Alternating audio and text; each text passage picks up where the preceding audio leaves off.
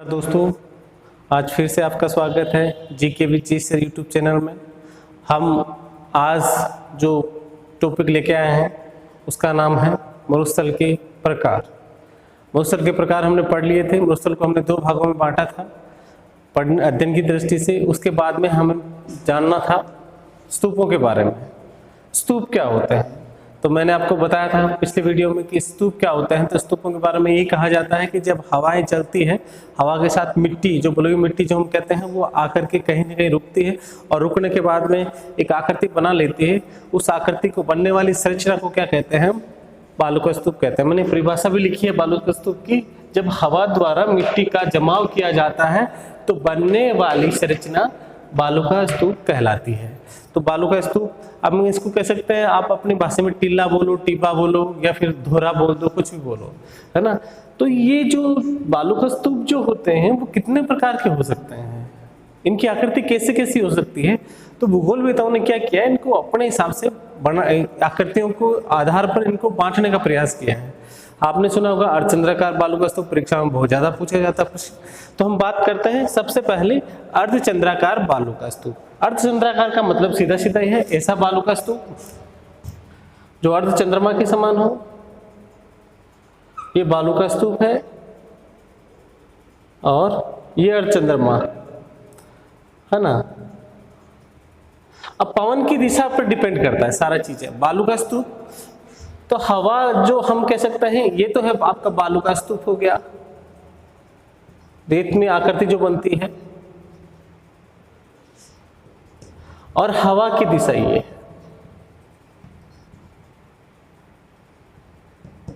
या हम कह सकते हैं पवन, है ना। पवन इधर से आ रही है और इस प्रकार की अगर आकृति बनती है, धोरे की या स्तूप बनता है, इस प्रकार के स्तूप को क्या कहते हैं दोस्तों? इस प्रकार के स्तूप को कहते हैं अर्धचंद्राकार आकृति बनी है। हवा की दिशा ध्यान रखना, हवा की दिशा इंपॉर्टेंट है। अगर हवा की दिशा आपने इधर से दिखाई तो ये पैराबोलिक हो जाएगा दोस्तों। इसलिए आपको हवा की दिशा ये रखना है कि ये चंद्रमा है, इसके बाहर वाले हिस्से के ऊपर जब हवा की दिशा लगती है तो इस प्रकार का बालू का स्तूप जो बनता है, उस बालू का स्तूप को अर्धचंद्राकार बालू का स्तूप बोलते हैं दोस्तों। अर्धचंद्राकार बालू का स्तूप। तो हवा की दिशा, ये हवा ऐसे चली, मिट्टी आई और यहाँ जमा हुआ, जमा होने से आकृति बनी जिसकी आकृति चंद्रमा जैसी देखने को लग रही थी। उस बालू का स्तूप का उन्होंने नाम रख दिया अर्धचंद्राकार बालू का स्तूप। ऐसे बालू का स्तूप जो है सबसे ज्यादा शेखावाटी क्षेत्र में पाए जाते हैं दोस्तों। किस क्षेत्र में पाए जाते हैं? शेखावाटी क्षेत्र में। तो एक बार इसका स्क्रीनशॉट ले लीजिएगा, आपको समझ में आ जाएगा। आगे देखिएगा,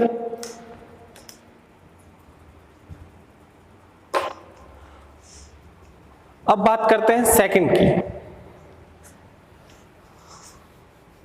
देखिए, समकोण पर बालू का स्तूप। समकोण का मतलब है यहाँ पे कोई समकोण आकृति, ऐसी आकृति नहीं बनेगी। यहाँ पे हवा की दिशा पे डिपेंड करता है।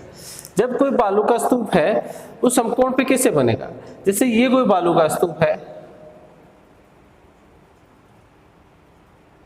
मतलब रेत मिट्टी का धोरा कह सकते हैं, बालू का स्तूप आकृति इस प्रकार का बना है, यूं बना है, यूं सीधा। इसमें कोई चंद्रमा जैसा ऐसा कुछ सिस्टम नहीं है। चंद्रमा, ये बालू का स्तूप है। इसमें क्या रहता है, जब हवा की दिशा यूं, हवा में यही बता रहा हूं, बालू का स्तूप यूं है, हवा की दिशा यूं है, तो ये हवा की दिशा और ये आपका बालू का स्तूप। अब इसको समकोण बालू का स्तूप क्यों कहेंगे? समकोण बालू का स्तूप इसलिए कहेंगे, हवा ऐसे आ रही है, बालू का स्तूप ऐसे बन रहे हैं, तो यहाँ आगे जाकर के टकराएंगे। तो यहाँ पे आप देख रहे हैं एक समकोण 90 डिग्री का कोण बन रहा है कि नहीं बन रहा है? ये बालू का स्तूप जो है आपका, ऐसे बालू का स्तूप अगर मरुस्थल में पाए जाते हैं, वो ज्यादातर ये मरुस्थल में पाए जाने वाले बालू का स्तूप जो है वो कहाँ मिलेंगे? इस प्रकार के बालू का स्तूप जो समकोण पर बनने वाले, हवा के समकोण पर बनने वाले बालू का स्तूप जोधपुर में सबसे ज्यादा पाए जाते हैं दोस्तों। कहां पाए जाते हैं? जोधपुर में। तो इसमें इंपॉर्टेंस क्या है? हवा की दिशा है। हवा की दिशा में, तो ये हवा की दिशा के हम कह सकते हैं विपरीत बनता है। हवा ऐसे चल रही है और बालू का स्तूप ऐसे बन रहा है। तो यहाँ पे आपको समझ में आ ही गया होगा कि ऐसे बालू का स्तूप को कौन सा बालू का स्तूप कहते हैं? समकोण बालू का स्तूप कहते हैं। इसका भी स्क्रीनशॉट ले लीजिए दोस्तों। नेक्स्ट चर्चा करते हैं समानांतर बालू का स्तूपों की।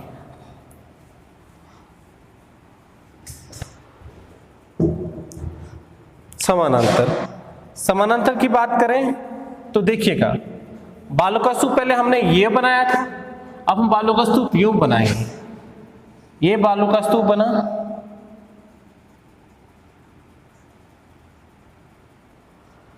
और हवा की दिशा, बालों का स्तूप ऐसे ही है समांतर, और ये हवा की दिशा आ गई, हवा की दिशा। अब देखिएगा, हवा की दिशा के समानांतर, हवा भी इधर आ रही है और बालों का स्तूप भी ऐसे बन रहा है, तो हवा की दिशा के समानांतर बनने वाले कोनों जो बालों का स्तूप है समानांतर, उन बालों का स्तूपों को क्या कहेंगे? समांतर बालों का स्तूप कहेंगे।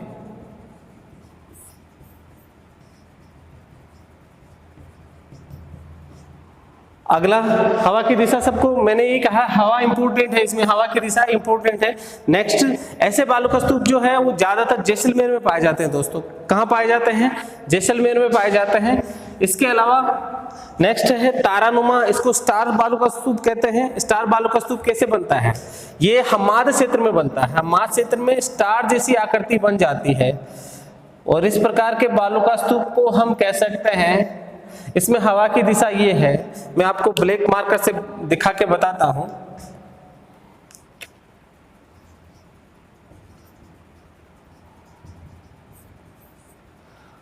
ये हवा की दिशा, जब चारों तरफ से हवा घूम घूम के आती है और एक स्टार जैसी आकृति बन जाती है बालू का स्तूप की, उसको तारा बालू का स्तूप कहते हैं दोस्तों। कौन सा बालू का स्तूप कहते हैं? तारा बालू का स्तूप।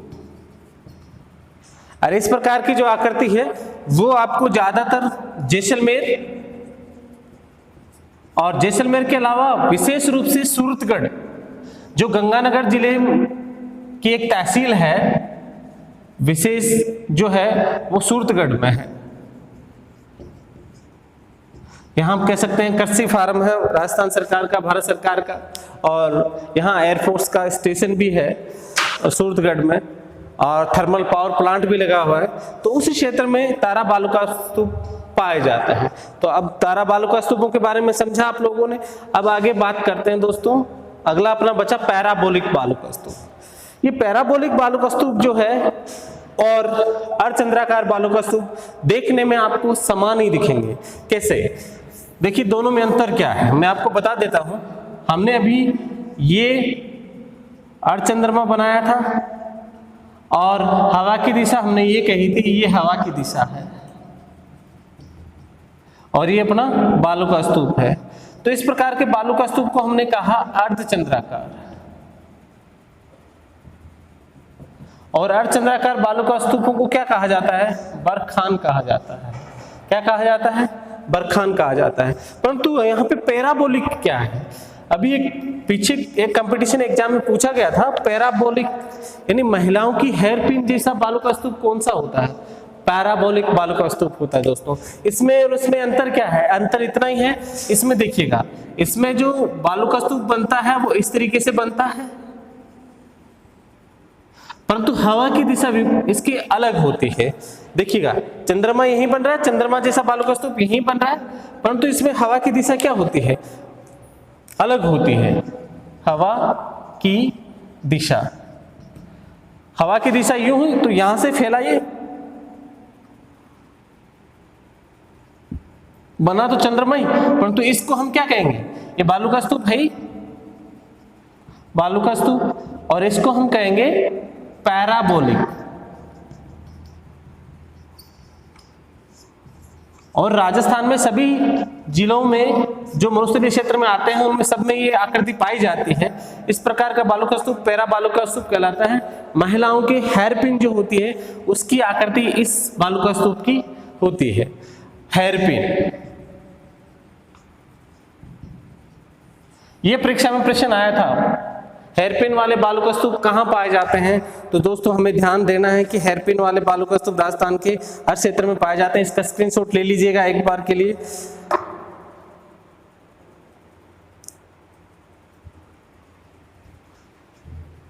अब देखिए दोस्तों, अर्धचंद्राकार हमने पढ़ लिया, हेयरपिन वाला पढ़ लिया। अब अपने बचता है यहाँ पैराबोलिक जो है सभी स्थानों पे पाया जाता है, मैंने बता भी दिया। अब लास्ट बचा अपना सीप बालू का स्तूप। उस सीप बालू का स्तूप होता कैसे है देखिएगा दोस्तों। अभी हमने अर्धचंद्राकार पढ़ा था, अर्धचंद्राकार और सीप बालू का स्तूप में क्या अंतर है वो थोड़ा सा देख लेते हैं। देखिएगा, ये अर्धचंद्राकार बालू का स्तूप है, हवा की दिशा हमने ये कही थी, तो ये बालू का स्तूप था। ये तो हुआ अपना अर्धचंद्राकार, परंतु सीप बालू का स्तूप कैसा होता है देखिएगा। हवा चलते चलते हवा की अगर थोड़ी दिशा परिवर्तित हो जाए,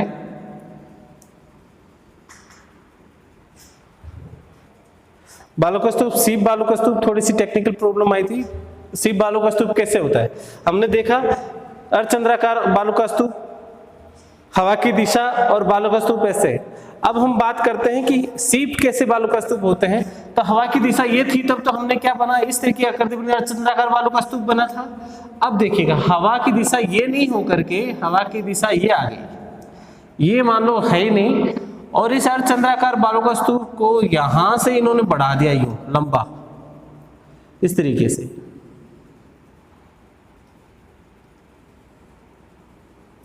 तो एक तरफ इसका जो आकार है वो थोड़ा बड़ा हो जाता है सीप के समान। यहां पे देखिएगा ये आकृति बड़ी हो गई, नहीं तो ये अर्धचंद्राकार दिखाई दे रहा है। तो इस प्रकार कीजिए, हवा की दिशा ये नहीं होकर के ये हवा की दिशा है, और इस प्रकार से एक तरफ से बालू का स्तूप पतला हो गया, एक तरफ से वो मिट्टी उड़ करके इधर इस क्षेत्र में गिर गई। और इस प्रकार के जो बालू का स्तूप होते हैं उनको सीप बालू का स्तूप कहते हैं दोस्तों। कौन से बालू का स्तूप कहते हैं? सीप बालू का स्तूप। अंतर इतना ही है, इसमें हवा की दिशा बदली तो यहां से मिट्टी जो हट करके वो इस क्षेत्र में आ गई, तो एक तरफ से ये तो बालू का स्तूप बड़ा हो गया, एक तरफ से छोटा हो गया। तो इसका स्क्रीनशॉट भी ले लीजिएगा आप लोग।